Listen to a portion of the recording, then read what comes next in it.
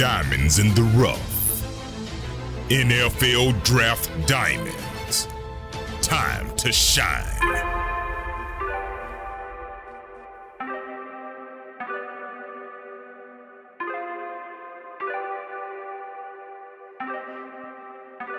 Hi, my name is Jimmy Williams with NFL Draft Diamonds, and I have with me a diamond in the rough, probably one of the best quarterbacks that you've never heard of. His name is Cameron Dukes. He's a quarterback out of Lindsey Wilson College. How's it going today, buddy? Going good. I appreciate you having me. Yeah, I mean, obviously, if people don't know, I mean, Lindsey Wilson College, very successful NIA program. You yourself have I don't know, a resume a mile long. We could talk about that a little bit. But before we get going with all of that, give me just kind of a brief story of you and your history, if you don't mind. Kind of walk me through maybe where you're from and how you got there to Lindsey Wilson. Yeah, so I'm from Shepherdsville, Kentucky. It's just south of Louisville. I played 3 sports in high school growing up. I'm all region in all 3 sports. All state honorable mention in football. It was a small school. It's 5A, but it was a smaller town, not a big 6A school or anything like that. Coming out of there, I had, a few offers, preferred walk-ons. I had EKU as a preferred walk-on. Davidson, gave me a roster spot since they can't give athletic scholarships.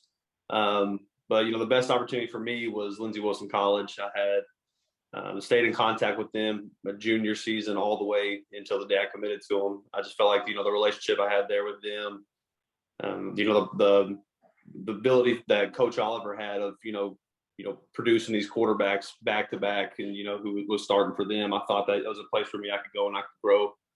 I just thought it was the best opportunity for me and, with what I wanted to do with, academically and with, football. So, I went there.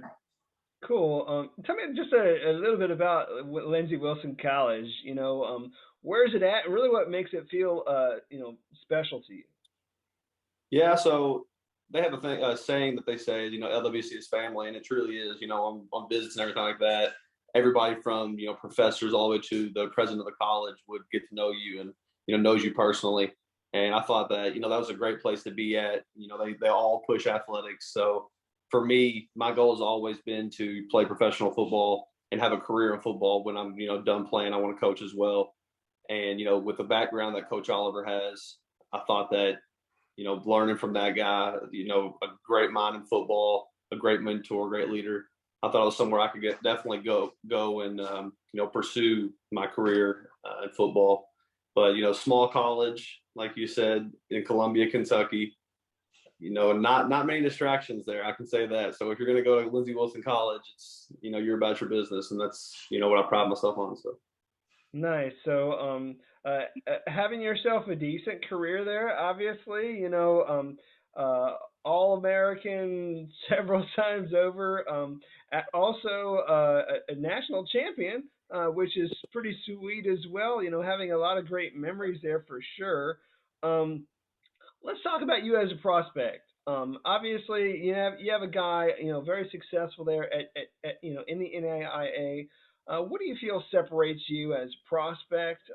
What makes you unique? Talk to me about you as a quarterback. Yeah, I think that my ability, when you watch the film, you can see my ability to, improvise and extend plays whenever the pocket breaks down. Not saying I can't stay in the pocket and throw the ball because I can. I show that ability as well. But, I think my ability to make plays with not only my arm but my feet down the field, separates me. As we talked about playing baseball. They have utility players. I could see myself as being a utility guy in the league, like a Taysom Hill or a Julian Edelman, who was a quarterback in college and came in and played receiver as well. I think that ultimately I'm a football player at heart. That separates me from most quarterbacks in this draft. Gotcha. Well, I mean, obviously, we want to keep you at quarterback as long as we can. I mean, Oh, no, obviously, yeah. very successful doing that there at Lindsey Wilson. So, I mean, hopefully you'll get that opportunity. Yes, sir. When you're looking perhaps at quarterbacks at the next level, who are the guys that you're looking at? Who are you a fan of? Who are you watching in order to better your game? Yeah, I really like Josh Allen, his ability to make plays and how he's adapted, from his first season in the league to now. I mean, you can tell that he's definitely put in the work to become the player he is. Russell Wilson, I believe that he's somebody I like to emulate with, not only his play, but his leadership as well. And then, of course, you got to mention Tom Brady and his ability to win in big situations. There's just so many guys that you can list off and talk about. But, the guy that really sticks out to me the most is probably Russell Wilson in terms of, just similarities in height, weight, and playing ability and leadership skills. So. Well, I think you got Russell Wilson beat at least a couple inches in height. So, that's not so bad. I do think it's kind of interesting how you brought up Josh Allen because, a lot of people were very skeptical about Josh Allen coming into the league, saying, at least for me, I had felt that, all of the tools were there. He just kind of needed to put it together. And obviously, if you watch him now, he has put it all together. He's really looking good, looking solid out there. Probably one of the better quarterbacks in the NFL. So, really cool. So, again, like we had mentioned, this resume, literally a mile long. We're talking about a guy who was, All-American, team captain, on the Leadership Council.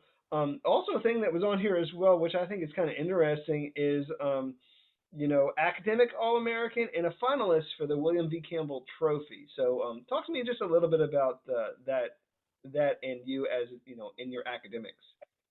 Yeah, so I tell everybody this. A quote that my dad told me coming into college was, go to work for 4 years so you can party for 40. You don't go party for 4, so you have to work for 40. And that really stuck with me. And I've always been somebody that no matter what I'm doing, I'd like to be the best in it. So academics, I took it as a competition that I want to be the best in the class, and so I think that helped me succeed.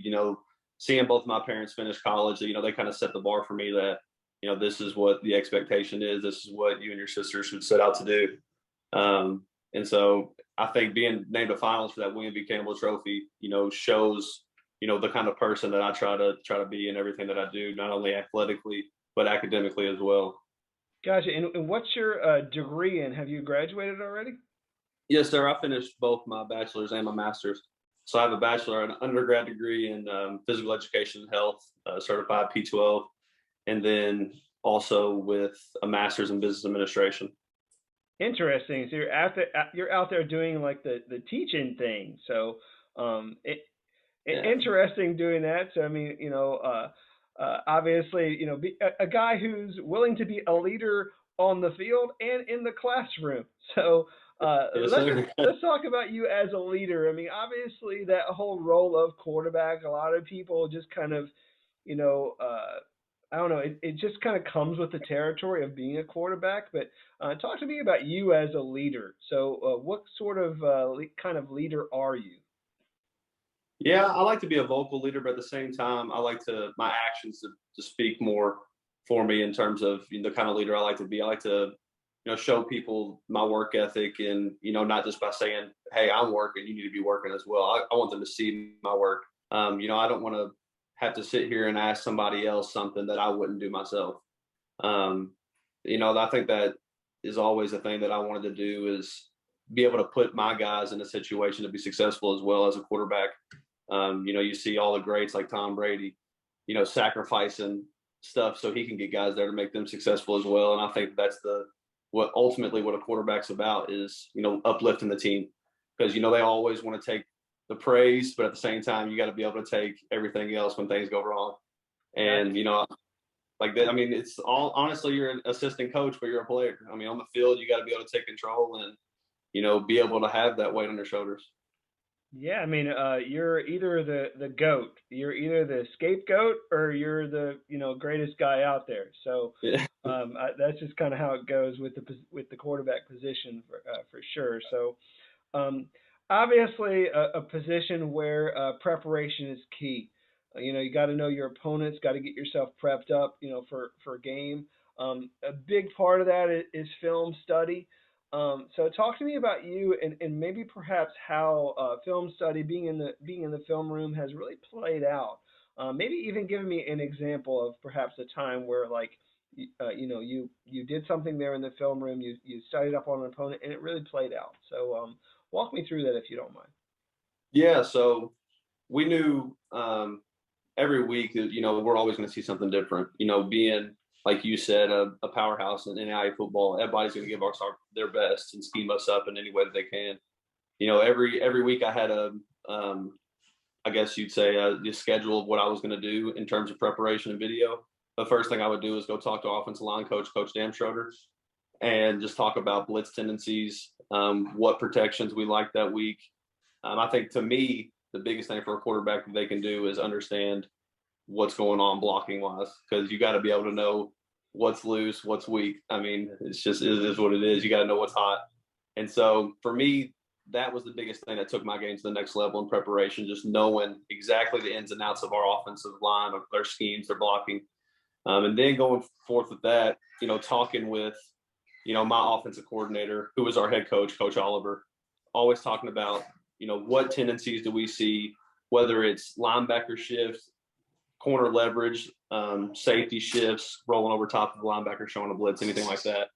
To me, it was just about, I guess you said an example. A perfect example for us was, I think it was Pikeville, University of Pikeville, 2 years ago. We had safeties who, you could see on film their tendencies of coverages with their rolling, a height difference from the two.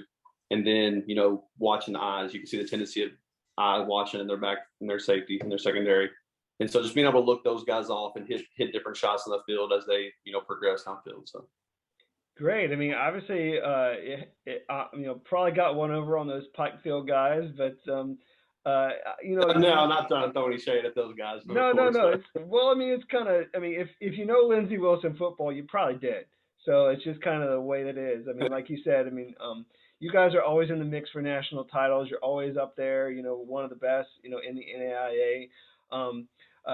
Talk to me maybe about a particular play or game that sticks out in your memory. So, you got one over there on those guys, but is there maybe one play that just kind of sticks out as like one of your biggest, like, if we had to put together like a highlight reel, like what's like that one moment for you? And this is with any game, right? Anything. I'd say St. Francis in 2019 season, we had the run to the semifinals, and we ended up getting beat by Marion, unfortunately. However, that game, I think we were down 10 points with 2 minutes left, probably. And, we put together a drive, scored quick, got a, turnover on downs, and we come down, we score in the final seconds, a scrambling touchdown run for it. And, I think that right there was honestly, the greatest game I've ever been a part of. So that's the one that really sticks with me. That's crazy because, you're talking about like really the 2-minute drill, but you're having to go out there more than once and score. Yeah. So, it's really kind of wild. But having a quarterback like you, where you can put like the game on your shoulders and really deliver. Obviously, you've been able to do that at your level of play. So, hey, you got a lot going for you in that regard. Yes, sir. I do want to kind of shift a little bit. You were talking as we, first started out in this interview about just kind of your history overall as an athlete. Having experience in some other sports, specifically baseball. I'm kind of just curious about you and your baseball, journey, that time of yours when you played that game. So why don't you go ahead and just kind of give me a little bit of insight. Yeah, for the longest time in high school, I thought that's what I was going to do, is pursue baseball. I thought about being a pitcher and utility guy and pursuing the dream of playing in the MLB. But, my passion for football was always there, and it was greater than, my passion for baseball. And so that's why I stuck with it. But, I played, I think I started my freshman year in high school as a right fielder, second baseman, just anywhere they could put me. And then just worked my way into, becoming a shortstop once the senior in front of me graduated. Pitched as a freshman all the way up until my senior season. And then coming out of high school, it was up until I think November of football season that year that I was like, I still want to think about playing baseball. And, I got the offers that, I couldn't pass up on in football. And, I knew I wanted to be a coach in football. So, that's why I went that way. Yeah, and we were talking before, this interview began about, you and your arm strength. Also, being on display as a pitcher, being able to throw a pretty good fastball too. So, some of that correlates a little bit to the field as a Yeah, football definitely. player. So obviously a guy who may not be like this big, huge, tall, prototypical type, quarterback, but certainly has a hell of an arm that can deliver those throws wherever need be. So, Yes, sir. And I really think that, my background in baseball helped with, different arm angles too. I mean, the ability to just to drop the arm slide just to hit a window. I mean, I don't think without baseball it'd probably be a lot more difficult to adapt in that football regard. so you throw a good slider? Is that what you're telling me? I had some good junk. I'm not gonna lie. I don't want to be cocky or anything like that, but I had a good curveball, good slider. Sweet, man. Love it. Love it. Um, hey, obviously we've been talking now for a while. You've had this really long journey, coming from Kentucky, playing there for Lindsey Wilson, for a while. If you had the opportunity maybe to talk to your younger self, give him maybe a little bit of insight, maybe a little bit of advice, what would you tell him in order to get him through that journey that you've been a part of? Yeah, to me it's hard because I've never been one to kind of live with that. Kind of oh, you should have done this different. I think everything happens for a reason, but honestly, I'd probably said, who knows? I don't know. Go back a year, get held back a year in middle school so you can be with your grade. Because I grew, I think, 3 inches and put on 40 pounds my freshman year of college, and I think that may have been the only thing that I could probably have said, do this differently. Everything else, I'm proud of. I'm happy with things how it went, even if my path's a little bit more difficult than the next guys. I'm happy with it. This is the path I chose. So Gotcha. You were talking a little bit of, there about, being a little bit of a late bloomer, I guess. I mean, mhm. I think that's part of the reason why, guys like you may end up at like a smaller college versus going to perhaps like a bigger institution. Hey, it happens. People are late bloomers at times. I'm still waiting for my growth spurt. So I completely understand you there. So also had well, I guess at this point now we kind of need to wind up this interview more, but I do want to get a chance to meet you, outside of sports, outside of this game of football. So tell me just a little bit of something about yourself that you don't mind sharing.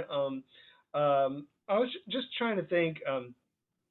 Obviously, character is important.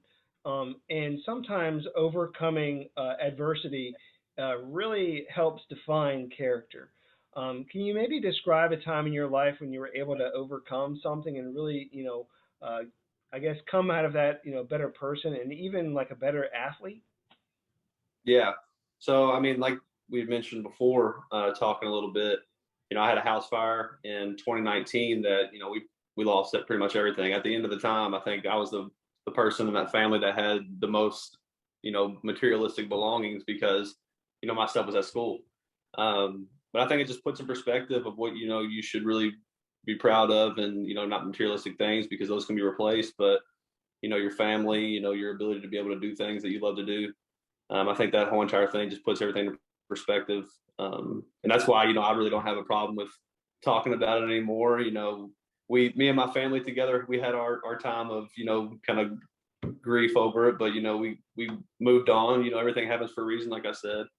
Piggybacking off of that, I think my background alone has shown my ability to overcome adversity. Like you said, I'm a late bloomer. I didn't grow until my freshman year of college.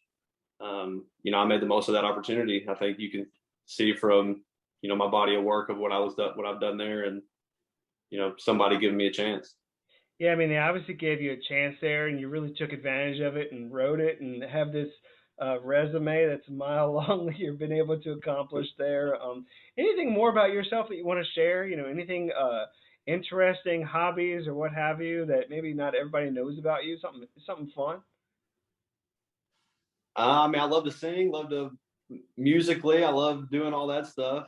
In high school, I was in the choir and a cappella group. I mean, I guess that's a little bit different. People probably wouldn't see that, but I did So, that. so you doing karaoke or something like amongst your teammates, or Yeah, is yeah, that we a do some normal thing? karaoke. Sure, yeah. That's funny. So who are you listening to? Like, what kind of music are we getting out of Cameron Dukes here? Well, I, a lot of people probably laugh about it and think it's, oh yeah, everybody says that, but you could go in my playlist and see things from there's all kinds of stuff on my playlist. I mean, it goes from reggae music all the way to hip hop to country. I mean, I'm all over the place. I listen to anything. No, I hear you. Kind of cool being a sort of. I mean, would you call yourself a country boy? I mean, is that I mean, I you have. mean, I would, I but mean, I I don't probably listen to know. country the least. No, but I'm saying a guy that's from the country. I mean, is Oh that yeah, I'm definitely from the country. I had 400-acre farms next to me on both sides, so growing up. gotcha? So I mean, obviously, growing up, not too much to do in your hometown, right? I mean, except get into trouble or what? No, we don't do the getting into trouble thing. No, sir. You're not tipping cows over or anything crazy. No, no cow tipping going on around me. Well, hey, buddy, it's been nice just kind of sitting down and relaxing, having a good time with you, knowing a little bit more about your story, and really giving you the opportunity to get your name out there even more. So, I mean, I think people really need to know who you are as a prospect. I mean, you're a legitimate athlete with a legitimate resume that people really need to know. So, um, I want you to take an opportunity, and I want you to look at that camera. I want you to address a lot of scouts that may be watching, listening to this, and really just tell them what kind of a player and athlete you would be for their program if they took a chance on you and maybe signed you and brought you into their franchise. So go ahead and hit them with your pitch.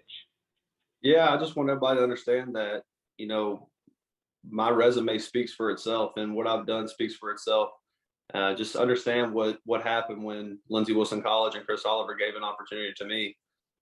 You know, I'm a kind of player that is willing to grow, willing to continue to grow no matter what my role is. I'm a person that's willing to play more than one position. I'm a person that loves this game of football. You know, my passion is football. I don't see myself doing anything other than playing or being a coach. And so I'll do anything to make that opportunity to come to life. And I want people to look past the level of play that I was at. I mean, NAI is a separate entity than NCAA. So, I mean, you can't sit here and put that below the NCAA. If you're going to be given, you know, FCS, D2, D3 guys the same opportunity, look at my resume next to those guys, and you know I appreciate the opportunity that I deserve. Yeah, I mean, again, can't say it enough. I mean, looking at a guy who's been an All-American, I think at least three times over, national champion, team captain, certainly an excellent leader there, for your program, a quarterback with a lot of upside, and like you said, I mean, a willingness to go out there and maybe play a position that you're not necessarily used to playing. So I mean, uh, and really just the whole idea of being able to I don't know, follow you and get through the maybe perhaps those hard times. Whether it's that 2 minute drill that you were talking about there for Pikeville. Being able to put together some solid drives and really go down there and score. So really appreciate this interview, buddy, and wish you best of luck. Yes, sir. I can't thank you enough for the opportunity. I appreciate it. Sure. Once again, I have with me Cameron Dukes. He's a quarterback out of Lindsey Wilson College. Definitely check him out.